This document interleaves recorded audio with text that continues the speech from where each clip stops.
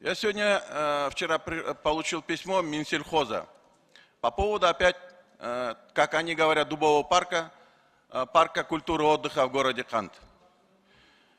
Или в Министерстве сельского хозяйства совсем безграмотные люди сидят. Или они как-то хотят скрыть, что продали часть парка, вырубили деревья. Но я думаю, наверное, министр сельского хозяйства хоть чуть-чуть должен законы знать. И, уважаемый Алмазбек Ахмуджанович, я еще раз обращаюсь к вам, к президенту, правительству. Если я в этом не прав, я хочу, чтобы в комитете на днях рассмотрели этот вопрос.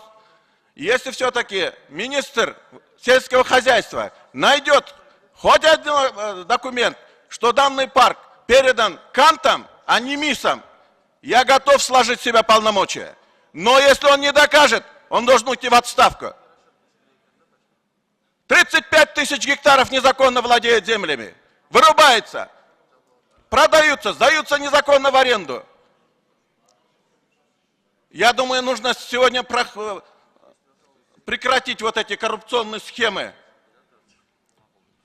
Также хочу обратиться, уважаемые, я, наверное, не из тех депутатов, которые можно вот так взять и обманывать.